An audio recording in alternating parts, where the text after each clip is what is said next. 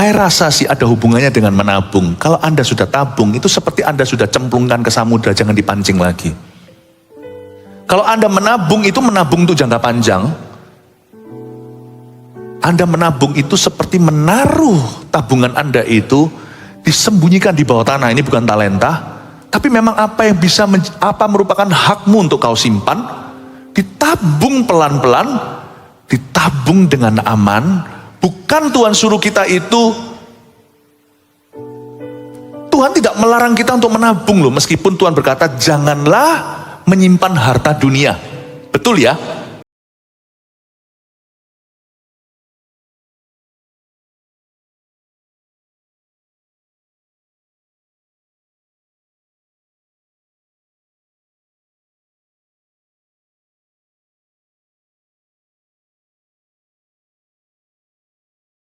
Sekarang di kebaktian yang kedua, saya beri judul membangun bait Allah dan menabung itu pangkal kaya. Judulnya sendiri sudah cukup menjelaskan, tidak perlu dijabarkan. Bahwa kita dalam mengelola harta dunia, banyak atau sedikit, baik itu jumlahnya mungkin ribuan dolar atau hanya 5 roti 2 ikan, semua dimulai dengan ini. Apakah hidupmu punya priority atau tidak? Punya prioritas yang lebih tinggi. Kita harus memiliki visi dan tujuan sorgawi atas keuangan kita. Membangun bait Allah itu dalam kehidupan Raja Salomo, sebentar lagi kita baca, itulah alasan mengapa Allah memberkati kehidupannya. Selain itu, menabung itu pangkal kaya, bukan foya-foya. Kita harus wise dalam spending dan expenditure atau pengeluaran kita. Jangan jadi orang kikir atau pelit. Untuk perkara yang perlu keluar duit, jangan pelit. Tapi untuk hal-hal yang sifatnya wants atau keinginan, bukan kebutuhan, nah itu perlu dipertimbangkan. Yang pasti hari ini kita akan diajari prinsip-prinsip kebenaran. Buka bersama dengan saya di 1 Raja-Raja pasal 10 ayat 14 sampai 29 saya bacakan. Penghasilan Salomo dan kekayaannya, ayat 14, adapun emas yang dibawa kepada Salomo dalam 1 tahun ialah seberat 666 talenta. Belum terhitung yang didapat dari saudagar-saudagar dan dari pedagang-pedagang dan dari semua raja Arab dan bupati-bupati di negeri itu. Raja Salomo membuat 200 perisai besar dari emas tempaan, 600 shikal emas dipakainya untuk setiap perisai besar. Ia membuat juga 300 perisai kecil dari emas tempaan, 3 mina emas dipakainya untuk setiap perisai kecil. Lalu raja menaruh semuanya itu di dalam gedung hutan Libanon. Juga raja membuat tahta besar dari gading yang disalutnya dengan emas tua. Tahta itu 6 tingkatnya. Pada tahta itu ada di sebelah belakang sebuah kepala bunda, dan pada kedua sisi tempat duduk ada kelek-kelek. Di samping kelek-kelek itu berdiri 2 singa. Sedangkan 12 singa berdiri di atas ke-6 tingkat itu sebelah menyebelah. Belum pernah diperbuat yang demikian bagi suatu kerajaan. Segala perkakas minuman Raja Salomo dari emas, dan segala barang di gedung hutan Libanon itu dari emas murni. Tidak ada barang perak, sebab orang menganggap perak tidak berharga pada zaman Salomo. Sebab di laut, Raja mempunyai kapal-kapal Tarsis bergabung dengan kapal-kapal Hiram. Dan sekali 3 tahun kapal-kapal Tarsis itu datang membawa emas dan perak serta gading, juga kera dan burung merak. Raja Salomo melebihi semua raja di bumi dalam hal kekayaan dan hikmat. Seluruh bumi berikhtiar menghadap Salomo untuk menyaksikan hikmat yang telah ditaruh Allah di dalam hatinya. Mereka datang masing-masing membawa persembahannya, yakni barang-barang perak dan barang-barang emas, pakaian, senjata, rempah-rempah, kuda dan bagal, dan begitulah tahun demi tahun. Salomo mengumpulkan juga kereta dan orang berkuda, sehingga ia mempunyai 1.400 kereta dan 12.000 orang berkuda, yang semuanya ditempatkan dalam kota-kota kereta dan dekat raja di Yerusalem. Raja membuat banyaknya perak di Yerusalem sama seperti batu, dan banyaknya pohon kayu aras sama seperti pohon ara yang tumbuh di daerah bukit. Kuda untuk Salomo didatangkan dari Misraim dan dari Kewe. Saudagar-saudagar raja membelinya dari Kewe dengan harga pasar. Sebuah kereta yang didatangkan dari Misraim berharga sampai 600 shikal perak, dan seekor kuda sampai 150 shikal. Dan begitu juga melalui mereka dikeluarkan semuanya itu kepada semua raja orang Het dan kepada raja-raja Aram. Ayat 1 pasal 11 saya tambahkan. Salomo jatuh ke dalam penyembahan berhala. Adapun Raja Salomo mencintai banyak perempuan asing. Di samping anak Firaun, ia mencintai perempuan-perempuan Moab, Ammon, Edom, Sidon, dan Het. Coba saya jelaskan sekarang ayat per ayat, bahwa membangun bait Allah itulah yang membuat seseorang menjadi besar. Dan menabung itu pangkal kaya, bukan berfoya-foya. Ayat 14 sampai ayat 15. Adapun emas yang dibawa kepada Salomo dalam 1 tahun ialah seberat 666 talenta. 1 talenta 34 kilo, sudah gak usah keluarkan kalkulatornya, itu banyak. Emas yang dibawa ke Salomo itu 666 kali 34 kilo. Belum terhitung yang didapat dari saudagar-saudagar. Jadi ada emas yang dibawa dari pelayaran, ada emas yang didapatkan dari trading atau tukar barang. Salomo kasih minyak zaitun, itu salah satu produksi Israel yang sangat diinginkan. Sampai hari ini pun terkenal. Beberapa lagi hasil-hasil bumi, agrikultur, sampai sekarang, saya nggak tahu sekarang masih nggak ya. Pernah sempat Israel itu eksportir buah, atau buah Israel itu nomor 2 yang mengisi buah-buah di Eropa, semacam itulah. Jadi Israel itu canggih sejak zaman Salomo. Ini dari trading dapatnya, penghasilan yang dari tukar. Salomo kasih sesuatu, mungkin kongsian sama Raja Hiram di atas sana Libanon, dulu kan temannya Raja Daud. Itu dia panggil karena teman papa. Sama-sama mungkin kerja kayu aras. Lalu dia tuker dengan emas. Itu ada perbandingannya sendiri. Luar biasa. Dia itu pintar berdagang, Salomo. Sehingga kayu aras itu jadi tersebar luas. Di dalam negeri stoknya penuh, di luar orang berebut itu.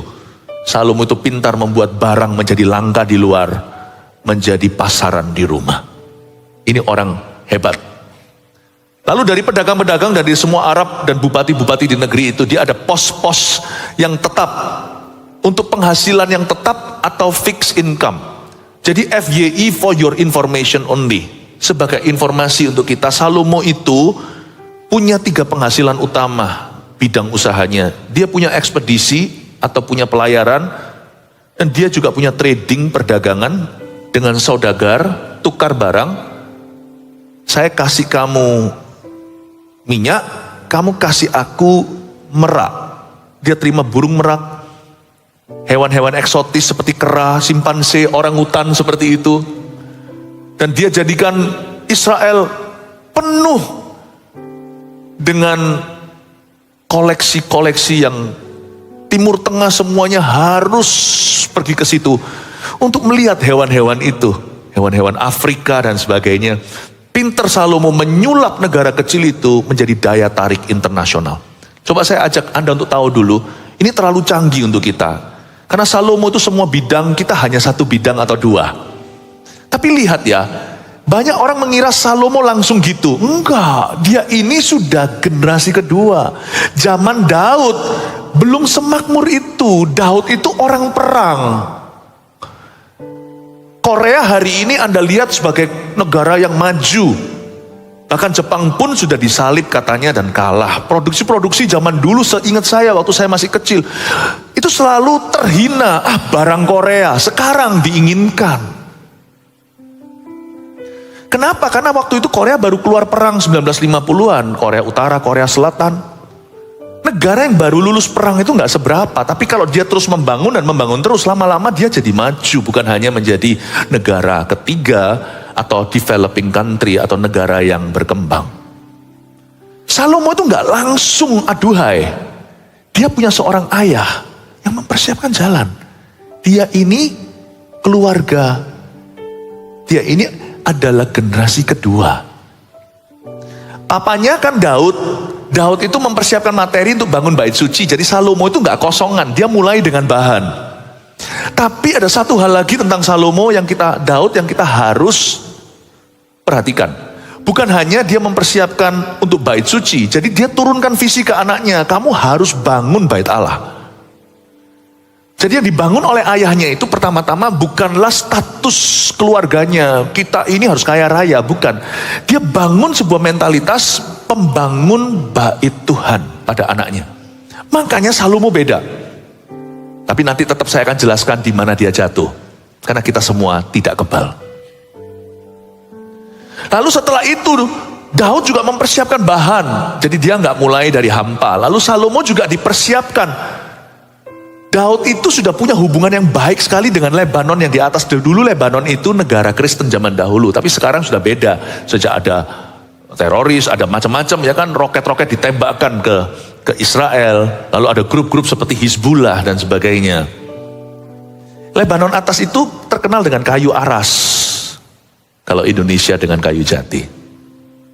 Dan dia sudah punya hubungan. Jadi Salomo tinggal lanjutkan. Waktu dia lanjutkan enak dia. Dia sudah punya bisnis kayu aras. Mungkin 50-50 mereka punya kayu. Tapi Salomo punya pengerjanya. Lebanon tidak punya craftsman. Salomo punya, dia bisa memproses. Situ punya bahan mentahnya.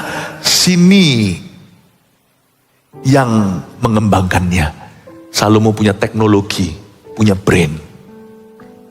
Orang Lebanon punya bahan. Nanti yang enak siapa? Salomo. Jadi setelah masa-masa perangnya Daud, zaman Salomo itu zaman damai. Gak ada perang sih, sampai nanti dia jatuh, Tuhan bangkitkan musuh. Tapi setelah kira-kira masa-masa perang itu usai, zaman Salomo, dia tinggal kembangkan apa yang papanya sediakan. Jangan kira keluarga ini langsung kaya mendadak. Gak ada yang begitu. Jangan pernah punya mentalitas first generation rich man. Kalau kita hari ini harus banting tulang, babat alas, lakukan itu untuk tujuan lebih tinggi karena kita semua akan menuju ke sorga. Kita gak akan bawa emas perak permata, tapi juga lakukan untuk keturunanmu. Jangan terlalu tergiur dengan kiri kanan. Banyak orang itu hanya mau kanan kiri, mau menikmati. Kalau kita bekerja, nikmati setiap hari. Setiap hari ada berkat tersendiri, ada masalahnya sendiri juga. Tapi kalau kita mau berbuat sesuatu, kalau kita mengelola kekayaan kita di dunia yang sementara, kita hidup itu gak selamanya, lakukan untuk perkara yang kekal, dan lakukan untuk keturunanmu. Jangan ada mentalitas first generation rich man. Jangan ada mentalitas itu. Kita harus tahu kalau kita sekarang babat alas gak apa-apa. Tapi anak-anakku lebih enak nanti. Zaman papa mama, zaman perang. Tapi nanti waktu anakku, sudah ada izinnya semua lengkap. Miliki mental itu. Dan orang-orang yang mendapatkan warisan seperti Salomo, jangan bangun hidupmu. Bangun mimpi orang tuamu. Bangunlah visinya Tuhan. Aku ini sekarang tinggal tampan. Tahu ya, hanya menampani atau menerima atau menangkapnya saja. Ini estafet. Ini bukan untuk aku foya. Aku bisa nikmati di bawah kolong langit ini hasil kerja payahku. Tentunya ada kata pengkhotbah, tidak ada yang lebih baik daripada ini. Kau makan, minum, dan bersukaria dengan orang-orang yang Tuhan percayakan. Itu bukan foya-foya, itu hidup seimbang bijaksana. Tapi ingatlah tujuannya sekarang itu Anda menjadi tampannya, itu estafet saudara. Bait Allah harus berdiri. Misi Yesus Kristus harus selesai lewat tanganmu. Jangan mau saham kosongan dengan Tuhan. Kita harus terlibat dengan segenap hati. Tapi jangan lupa, ini kepercayaan. Aku harus punya visi untuk memajukan. Papaku zaman perang, waktu Daud segitu. Sekarang zamanku, papaku gak bisa mendirikan bait Allah, aku bisa dirikan bait suci. Papaku tidak bisa melihat semua kejayaan, sekarang aku akan membawa kepada kejayaan berikutnya. Miliki mentalitas seperti itu. Jangan miliki mentalitas orang kaya baru, OKB. Jangan miliki mentalitas orang miskin lama. Jangan jadi kapitalis dan jangan jadi komunis. Komunis itu siapa lebih tinggi dibabat kepala, potong BP angsa. Kok enak, semua kita harus sengsara. Mentalitas suffering. Tapi juga jangan ada mentalitas prosperity. Oh kamu dikutuki, kamu tidak kaya ya, aku diberkati. Jangan begitu, itu murahan, itu menjijikkan.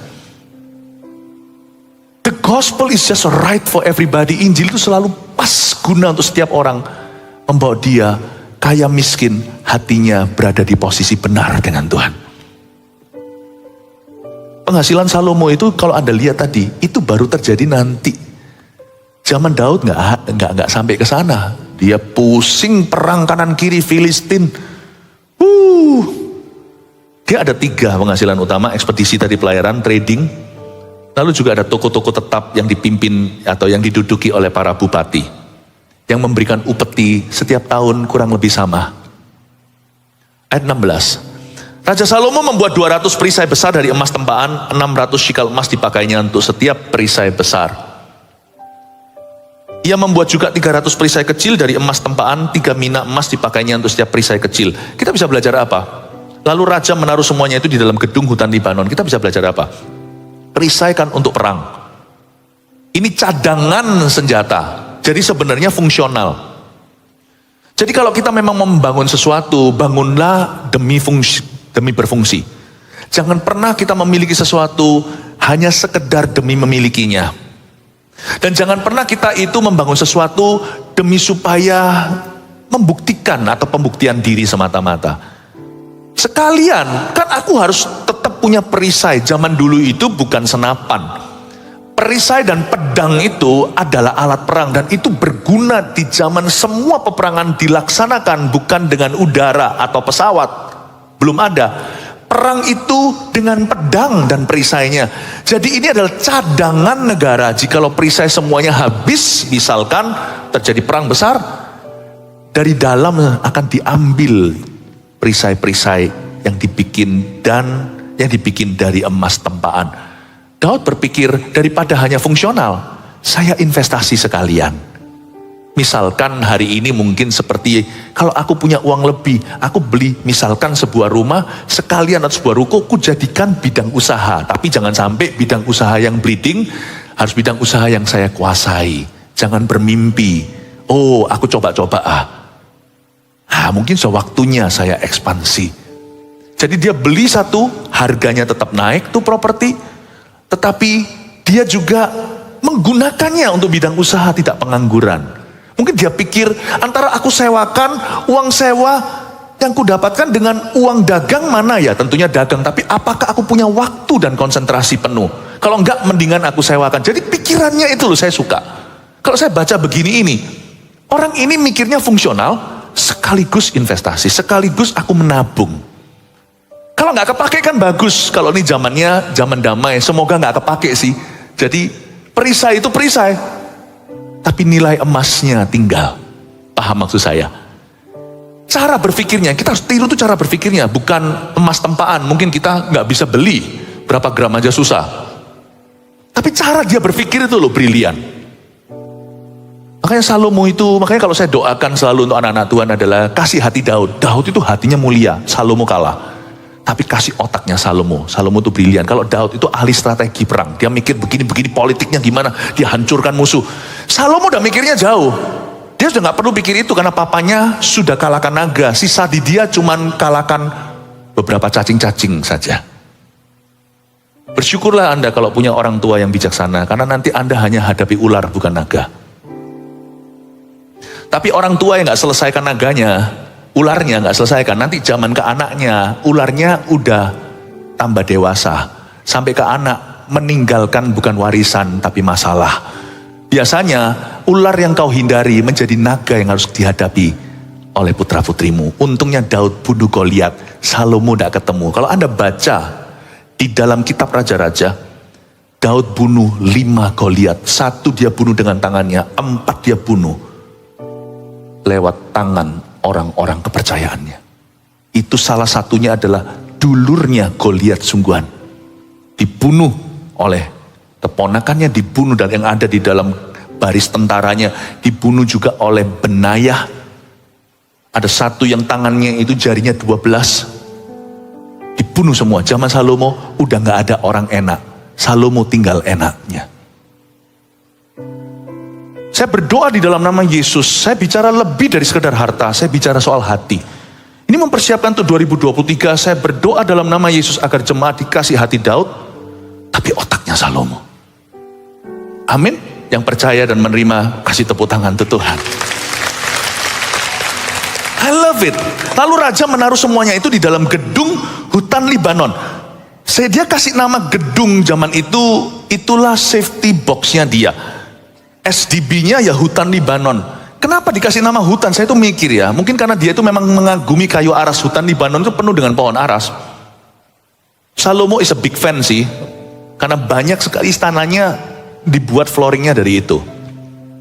Saya pikir hutan Libanon, tapi kenapa dikasih nama hutan ya, rimba ya?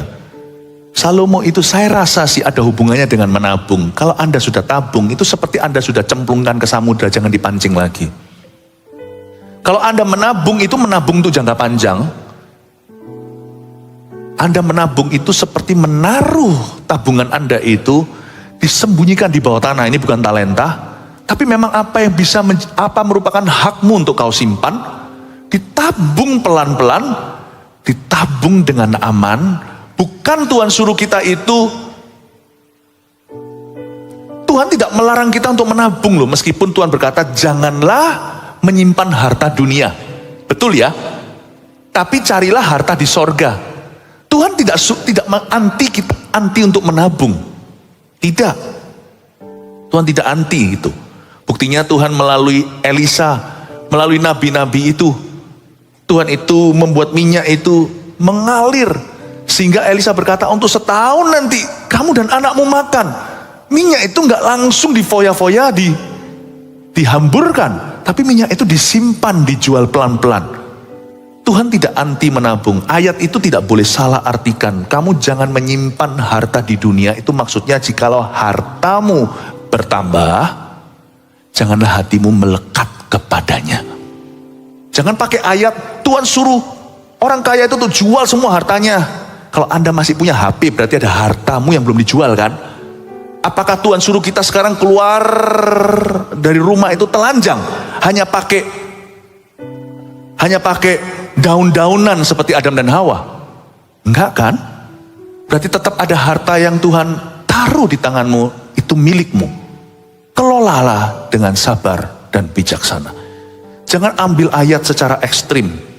Karena ayat itu tidak bisa dicomot dari konteksnya, tapi harus bisa seimbang perjanjian lama, perjanjian baru, dan kenal watak Tuhan. Tuhan tidak suruh kita jual semuanya. Tuhan bicara kepada satu orang muda itu, untuk mengajari dia percaya. Orang muda yang kaya itu karena memang sudah jadikan hartanya berhala. Makanya Tuhan tentang, tapi kalau kita kelola, Tuhan tidak menentangnya. Tuhan ajari kita kapan memberi, kapan menyimpan. Bukankah kita dikatakan di Pengkhotbah 3, segala sesuatu ada waktunya untuk membangun, ada waktunya untuk merobohkan, ada waktunya untuk menyimpan, ada waktunya untuk menggunakan. Saya rasa ayat itu nggak boleh dipakai sembarangan, karena kita bukan orang kaya itu. Prinsip dari itu adalah janganlah hatimu melekat kepadanya, karena ini firman. Di kitab Amsal dikatakan, jikalau hartamu semakin bertambah, janganlah hatimu melekat kepadanya, sebab di mana hartamu berada, hatimu di sana. Kalau kita punya tujuan lebih tinggi, hati kita tidak melekat kepada yang lebih rendah. Hati kita pasti melekat kepada yang asli, bukan yang KW-nya atau palsuannya. Berkat Tuhan paling murah itu uang. Jadi jangan ukur berkat dari materi. Ukurlah berkat dari kelola. Kemampuan untuk mengelolanya dalam takut akan Allah. Takut akan Allah itulah permulaan hikmat. Tapi hikmat tidak berakhir pada takut akan Tuhan. Hikmat akan berakhir pada kita menjadi smart. Mulanya takut akan Allah, berakhir brilian. Mula dengan hati Daud, berakhir otak Salomo. Bapak ibu saudara, dalam membuat perencanaan Pumpung Belum Telat, saya terbeban sekali untuk memberitakan, mengajarkan satu firman yang bisa jadi rema secara spesifik dalam hidup Anda. Saya tidak akan memberimu aplikasinya semua. Itu adalah ruangnya Roh Kudus dalam kehidupan kita. Saya bahkan juga tidak akan merekomendasikan Anda mesti nabung di apa, invest di apa. Itu bukan urusan saya ini pendeta. Itu urusanmu. Sebab stage atau panggung tempat saya berkhotbah ini hanya untuk rema firman Tuhan. Sisanya Anda putuskan. Saya percaya kalau Anda menerima firman ini, Anda juga menerima roh hikmatnya, bukan hanya menerima teorinya. Oh haleluya, siapa diberkati Tuhan? Praise the Lord, puji Tuhan. Lalu raja menaruh semuanya itu dalam gedung hutan Libanon. Salomo itu rajin nabung yang gak bisa dipancing lagi. Nabung yang gak digali, sebentar ditabung, tutup, digali lagi, tabung, gali lagi. Itulah kebiasaan orang yang gali lubang, tutup lubang. Salomo namakan hutan Libanon, this I must not touch. Jangan profit taking, jangan pikirannya itu pendek dan cetek. Aku mau nabung apa yang cepat ya, langsung 500 kali lipat. Apa ya? Biasanya kayak gitulah orang yang mau cepat kaya, masuk dalam pencobaan yang tidak perlu dan selalu ujungnya jatuh. Kalau jatuh jangan marah sama Tuhan. Oh, Tuhan tidak suruh kok, itu keluar dari keserakahan.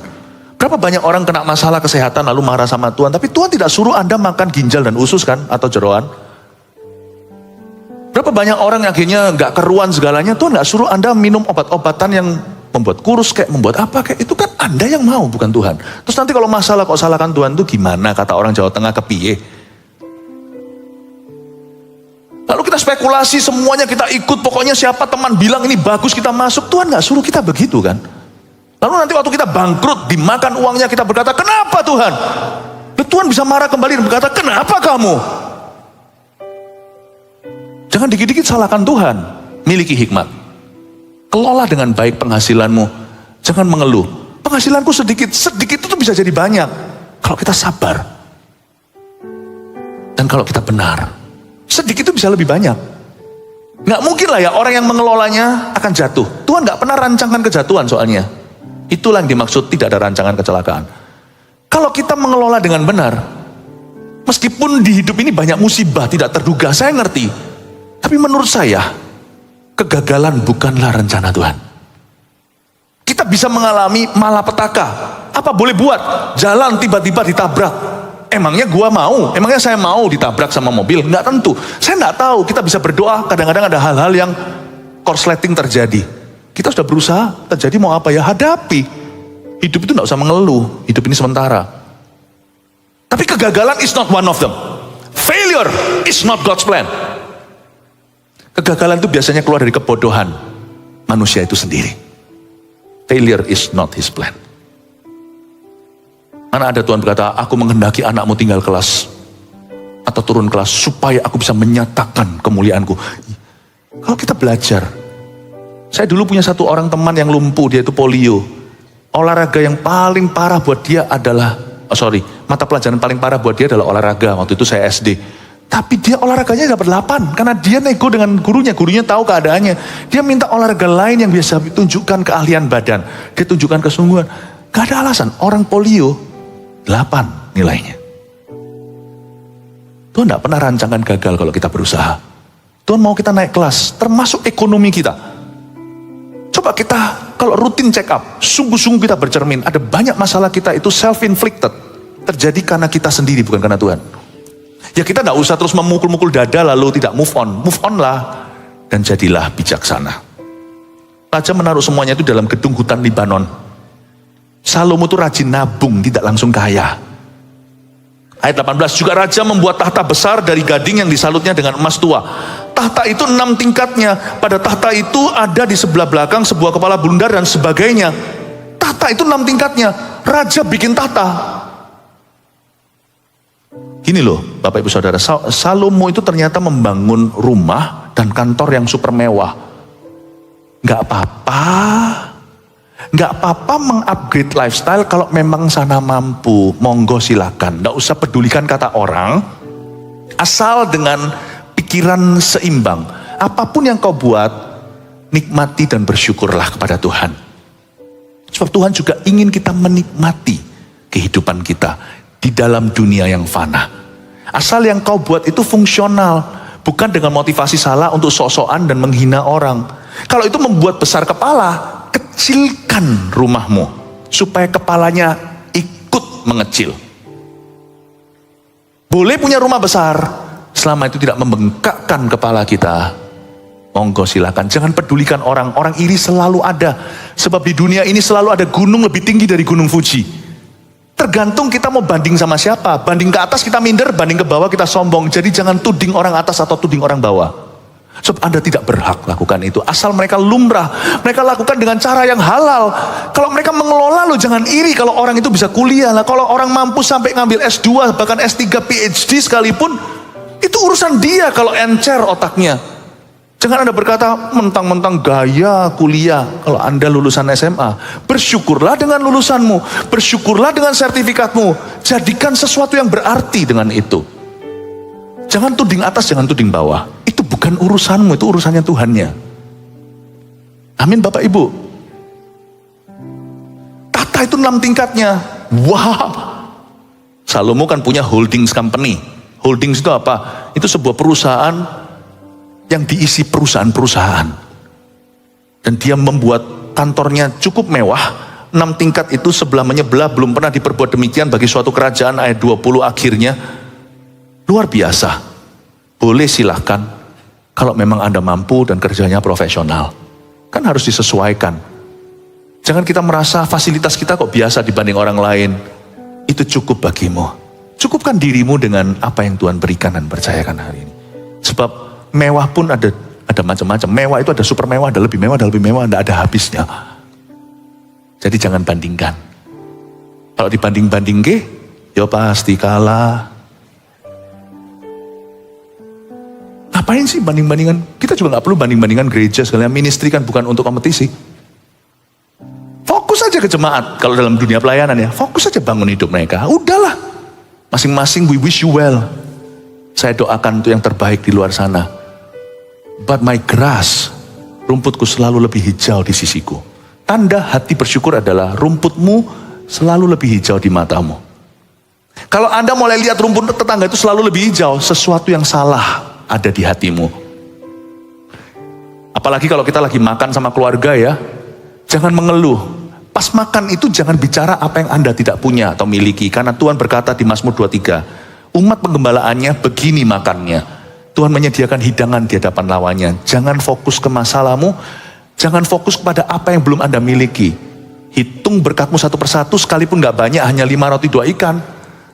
Bicara tentang apa yang Anda miliki dan syukuri. Nanti lihat ya, setiap kali Anda makan kayak gitu, 5 roti 2 ikanmu bertumbuh menjadi 5.000. Bukan hanya memberi makan keluargamu, bisa memberi makan orang lain. Saya punya satu kebiasaan dalam keluarga, kalau makan, kita gak bicara masalah. Itu keluarga saya. Tapi kalau saya makan sama keluarga-keluarga orang-orang, kalau mereka bicara masalah, saya dengarkan dan saya memberi solusi. Tapi in my family, when we eat, we count our blessings. Kita hitung berkatnya. 5 roti 2 ikan, gak banyak yang kita miliki. Tapi aneh, kita makan tuh seperti di pelataran yang tinggi. Kan kita lihat kiri kanan, ku lihat banyak pohon cemara. Kenapa cemara di rumahku lebih hijau dari cemara di tempat lain? Termasuk orang-orang yang jauh lebih punya, lebih mampu, gak punya masalah, lebih enak hidupnya, jalan-jalan terus. Saya gak iri beneran. Sama keluarga kami merasa kami ini dicukupi. Kami bangga sama Tuhan kami. Tuhan adalah gembalaku, takkan kekurangan aku. Kalau Anda bisa makan kayak gitu, 2023 akan mengenyangkan buatmu. Tata itu 6 tingkatnya, tapi jangan iri sama Salomo juga. Salomo itu pertama kali jadi raja, 7 tahun pertama dia tidak bangun holdingnya, dia tidak bangun tahta 6 tingkatnya, dia tidak bangun semua yang berhubungan dengan kerajaannya. 7 tahun pertama dia bangun bait Allah. Sadarkah Anda? First 7 years, gak gampang loh. Bagi orang muda yang idealis, wah baru bertahta, dia pasti mau bangun sesuatu untuk dirinya.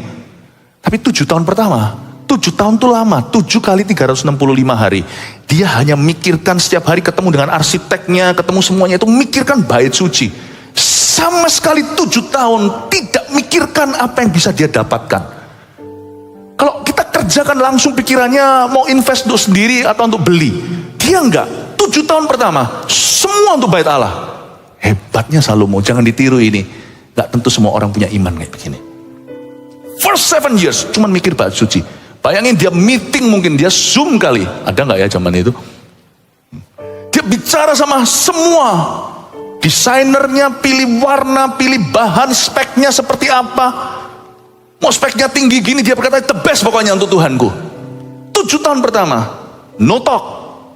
Dia terus bisnis, tapi dia tidak talk bisnis. Dia hanya bangun bait Allah. Jangan tiru seperti ini di rumah, gak tentu imanmu cukup untuk ini. Lalu baru 13 tahun berikutnya dia bangun istananya. 7 tahun pertama bait suci, 13 tahun istananya. Kenapa kok lebih lama?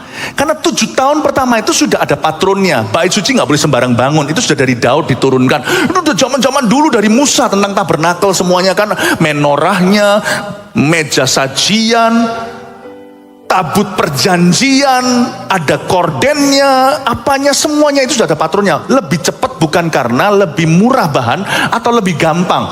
13 tahun lebih rumit karena orang bangun rumah itu lebih cerewet.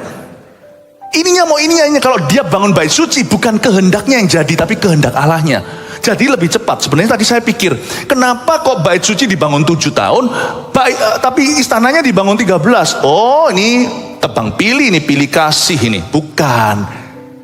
Karena kerajaan Allah itu patronnya sudah di depan. Waktu Tuhan beri kemerdekaan, nah baru kelihatan kan cerewetnya Salomo. Mau minta ini. Siapa di sini bangun rumah nggak jadi 7 tahun? Ganti lagi, apalagi kalau punya kemerdekaan finansial, ganti lagi, tekelnya kurang, lalu ini kok miring segalanya. Ya itu Salomo kayak gitu. Tapi Salomo dalam kecerewetannya tidak memaksakan kehendaknya loh. Dia bangun bait suci 7 tahun presisi. Dia ikuti letter luck satu persatu yang Tuhan mau. Ternyata Tuhan itu lebih simple, lebih gak cerewet dari manusia ya. Segala perkakas minuman Raja Salomo dari emas, ayat 21. Dan segala barang di gedung hutang Libanon itu dari emas murni, tidak ada barang perak. Sebab orang menganggap perak tidak berharga pada zaman Salomo. Kalau orang menganggap perak tidak berharga, berarti emas kurang berharga juga. Emas, perak, dan permata. Tapi tetap lebih berharga daripada perak. Anda bisa baca ini, wah enak ya Salomo ya. Enggak. Ini 20-30 tahun setelah dia bertata. Jadi enggak langsung tiba-tiba keluar zaman perang papanya. Emas perak jadi tidak berharga. Harganya jatuh. Saking umumnya, dikit-dikit orang di kampung gelasnya emas. Zamannya Salomo itu gitu. Jadi biasa. Itu tidak terjadi demikian langsung. 20-30 tahun setelah dia memerintah dan menabung perlahan-lahan, dia menjadi makmur. Listen ya, kita mungkin tidak bisa berakhir seperti Salomo. Urusan Tuhan melipat gandakan 30, 60 atau 100 kali lipat. Menabur itu urusan kita. Jangan komplain kalau kita taburannya sama tetangga kita 100 kali ganda, kita hanya 30. Berbahagialah untuk berkat orang lain dulu. Salomo itu bisa berakhir begitu.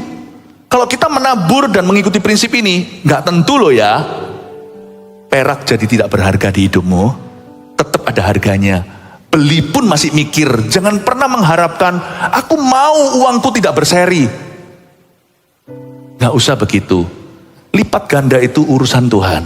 Urusanmu hanyalah setia pada perkara sederhana. Amin. Tapi Salomo memang berakhir luar biasa. Tuhan memberkati dia dengan dahsyat. Sehingga emas perak pun tidak berharga. Sebab di laut raja mempunyai kapal-kapal, ayat 22, Tarsis bergabung dan sebagainya. Ayat 23, Raja Salomo melebihi semua raja di bumi dalam hal kekayaan dan hikmat. Garis bawahi hikmat bukan kekayaan.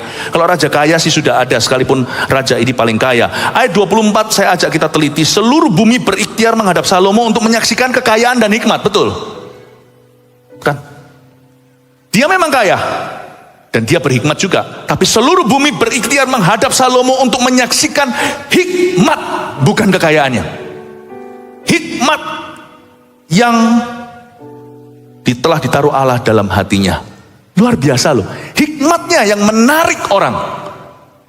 Orang kaya tidak berhikmat akan busuk di masyarakat.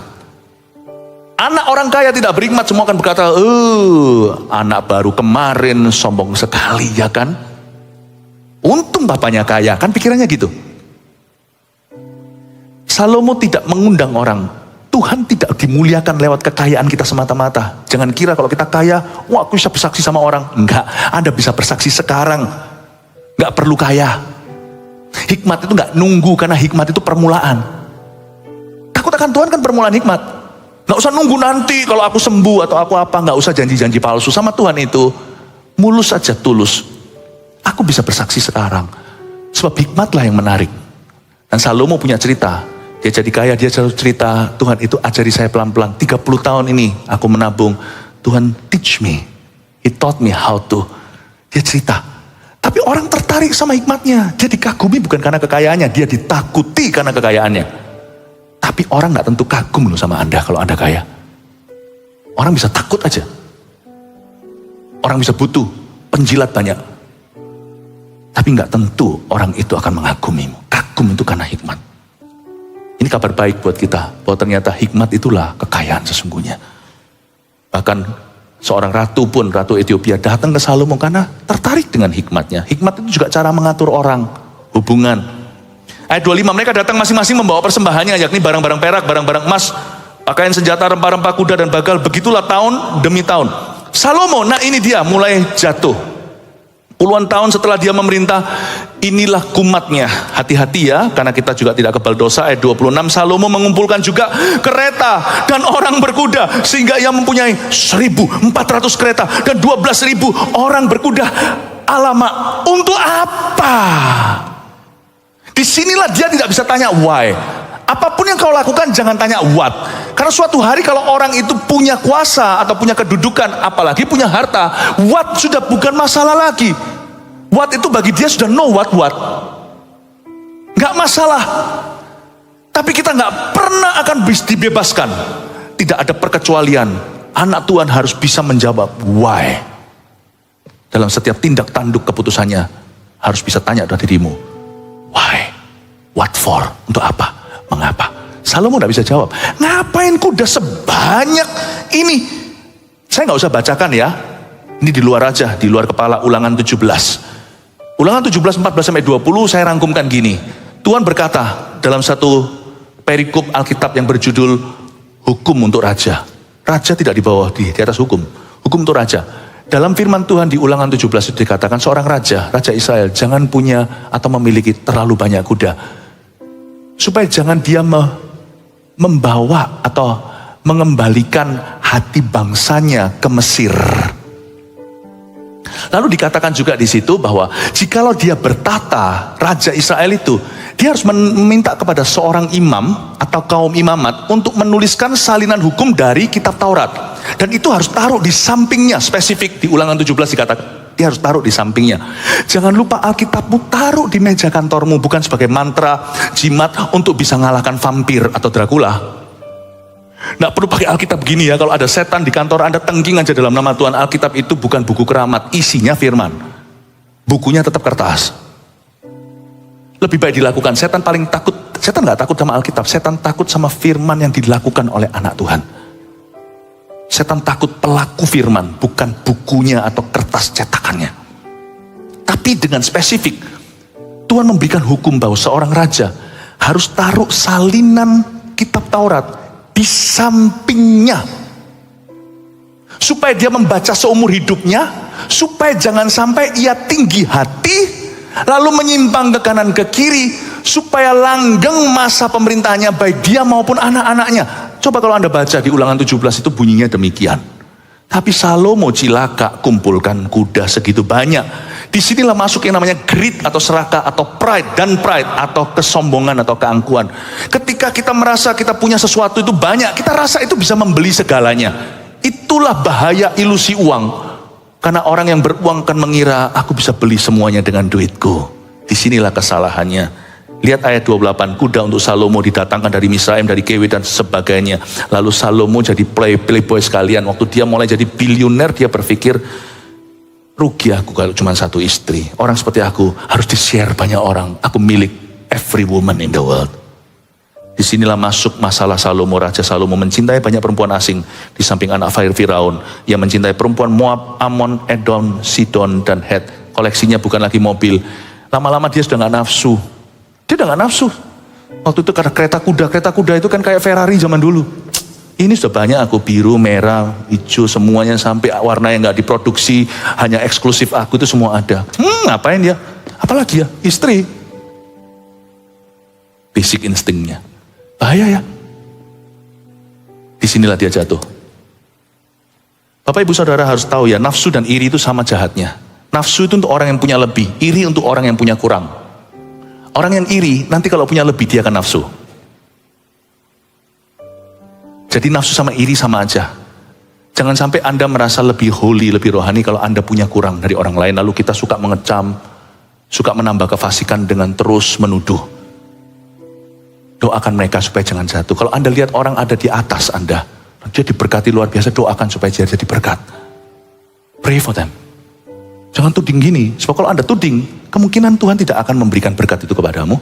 Atau kalau Anda tuding, nanti bahaya. Suatu hari kalau berkatnya terbalik, roda kan berputar. Anda berada di sisinya, Anda juga jatuh kok. Sami mawon, sama aja. Orang yang bisa iri, orang itu bisa nafsu. Iri sama nafsu itu, koin sama, sisi beda. Cuman satu sisi miskin, satu sisi kaya. Podo wae, manusia ya sama aja.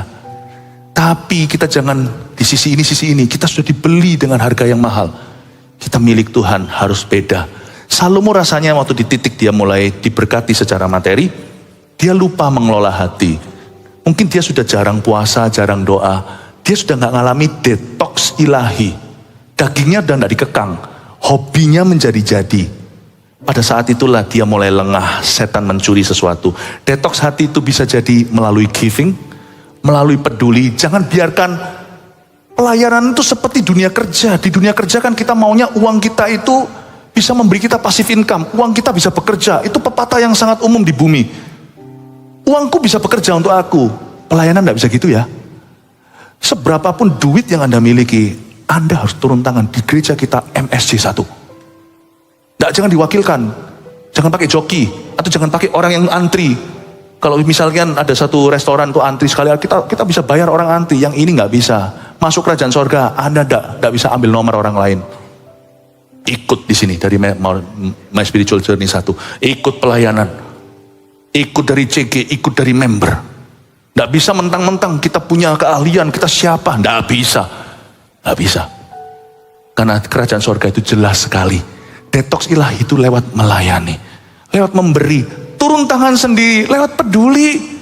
Disitulah kita di detox ilahi. Disitulah kita nggak pernah lupa. Kita akan selalu menjadi orang yang punya misi. Hati-hati dengan hobi.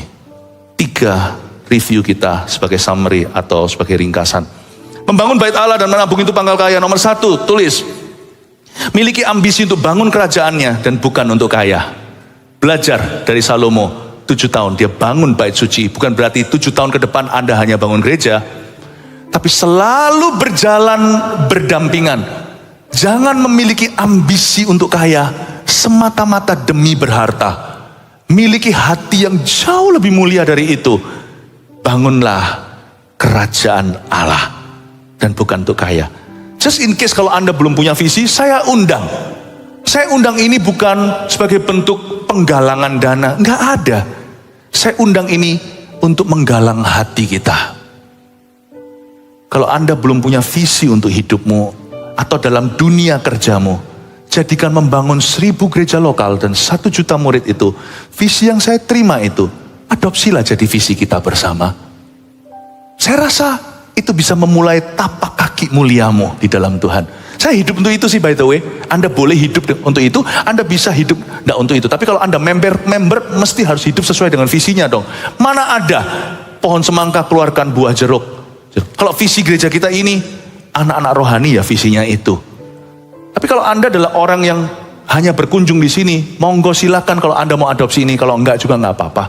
Karena kalau visi itu dari Tuhan, Tuhan yang akan mengirim orang-orang yang membangunnya. Tapi just in case kalau Anda hampa, hati Anda kosong terhadap visi, tidak punya gapaian sorgawi, jadikan visi 1000 gereja dan 1 juta murid sebuah opsi untuk Anda pertimbangkan. 2, mulai dari yang sedikit dan kelolalah dengan sabar dan bijaksana.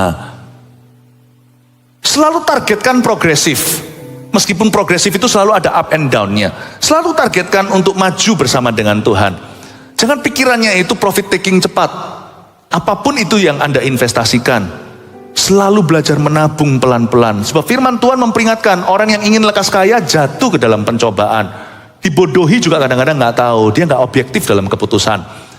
Tetapi Alkitab dengan jelas juga mengatakan bahwa harta yang diperoleh cepat menguap. Amsal katakan, tapi yang diperoleh dengan pelan-pelan, tangan yang rajin membuat kaya.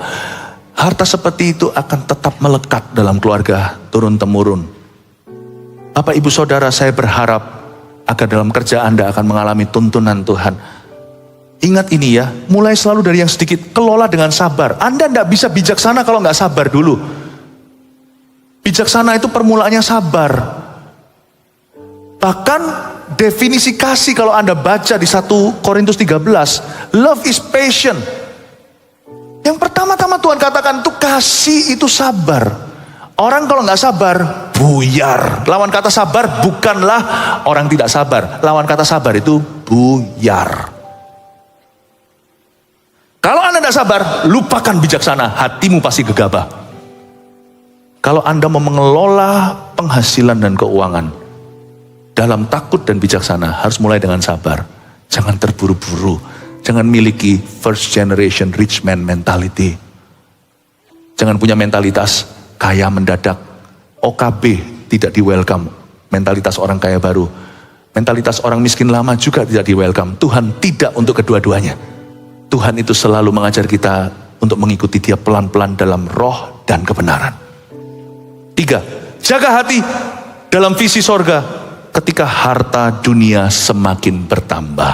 Selalu jadi a man on the mission. Saya ini kalau bisa menyebut diri saya apa, saya suka menyebut saya sebagai a man on the way. Saya ini on the way. Saya itu selalu OTW. Sampai nanti hari terakhir menghembus nafas terakhir, saya tetap OTW. Boleh nikmati, boleh berlibur kalau bisa, nggak bisa berlibur pun nggak apa-apa. Libur nggak harus mahal, bisa dengan cara yang paling sederhana. Pokoknya apapun sedikit banyak yang kunikmati, semua itu hanyalah OTW, berkat Tuhan on the way. It's not my destination, semua itu transitan, itu bukanlah tujuan. Makanya itu, kalau Anda suka suatu benda, Anda mengkoleksinya. Dahulu waktu Anda masih susah, tidak bisa, sekarang banyak. Saran saya jangan terlalu banyak. Secukupnya lah, secukupnya, cukuplah. Ada orang suka koleksi A, ada orang suka koleksi B, biasa aja. Biasa aja, moderat aja. Tapi kalau jiwa-jiwa jangan biasa. Jiwa-jiwa harus muni juta. Harus bunyi juta. Kalau jiwa-jiwa kita harus jadi jutawan. Kalau untuk hal-hal yang sifatnya benda, kuda gitu, Salomo, hai Sulaiman. Biasa aja, apa susahnya sih? Just be moderate. Ya kan? Be modest. Saya suka kata modest. Modest itu bukan konveksi. Modest itu artinya humility atau humble atau rendah hati. Moderate aja, moderat aja lah, nggak usah ekstrim. Udah biasa aja. Ya puji Tuhan lah, aku senang kamu bisa punya ini itu segalanya. Wah, tapi kalau keterusan, masalahnya bukan benda itu yang salah. Ingat ya, benda nggak pernah salah. Anda suka pelihara apa, misalnya apa, kalau itu makhluk hidup, ya silahkan nggak apa-apa. Benda itu nggak masalah, apalagi makhluk hidup. Yang salah itu kekang kita itu loh lepas. Daging kita itu nggak bisa menerima too much of a good thing is a bad thing, you know. Sesuatu yang terlalu banyak meskipun itu baik, jadi nggak bagus. Bukan karena barangnya nggak baik, bukan karena bendanya nggak bagus, apalagi makhluk hidup. Tapi karena hatimu nggak bisa dipercaya, titik. Udah gitu aja lah, hatiku dan hatimu, bukan hati. Dagingku dan dagingmu nggak bisa dipercaya. Too much itu jadi candu. Terlalu berlebih menjadi lupa sama Tuhannya. Nggak baik. Hanya karena Anda bisa membeli makanan apa saja, jangan makanan yang kolesterolan terus menerus, karena sekalipun Anda bisa membelinya, mau cepat ke kuburan. Tahu Tuhan sudah skakmat kita ciptaannya. Just because you can buy something for you, you cannot eat everything kan. Hanya karena Anda bisa beli semua makanan, Anda bisa makan semuanya kan. Tuhan itu memberikan kepada kita satu batasan, lebih dari itu perlu visa sorga. Apa itu? Anda bisa dapatkan apapun kalau Anda mampu, bisa beli apapun. Tapi Anda tidak bisa selesaikan, habiskan semua itu. Not in your lifetime. Tidak di masa hidupmu. Tuhan itu pintar. Bayangin kalau Tuhan ambil aja itu dari kesehatan dan badan kita, manusia pasti jadi glutton atau serakah dan greedy. Tapi Tuhan memang buat kita nggak bisa terlalu banyak sesuatu. Welcome to the world of the kingdom of God. Selamat datang dalam kerajaan Allah, di mana daging kita tidak memerintah, harus dikekang. Tapi roh kita tidak boleh dibatasi. Kalau mau mengasihi, kasih. Kalau mau mengampuni, 7 kali 70 kali. Kalau kita mau memberi dengan sukacita. Kalau kita mau berdoa, jangan lihat jam tangannya. Roh itu nggak bisa overdosis. Daging harus ada kekangnya. Masing-masing orang ada kumat-kumatannya. Kenalilah dagingmu sendiri. Dan jagalah hati dengan segala waspada. Semoga jadi berkat buat Anda untuk mengelola karir Anda tahun depan. Haleluya. Jemaat terkasih, pulanglah membawa pewahyuan dan hikmat. Kasih karunia dari Allah Bapa, kasih setia dari Yesus Kristus, Allah Putra, pengurapan dari Allah Roh Kudus menyertaimu dari sekarang setiap hari dalam kerja dan keluarga. Haleluya. Yang percaya katakan dalam nama Yesus, amin. Love you. God bless you. Silakan duduk.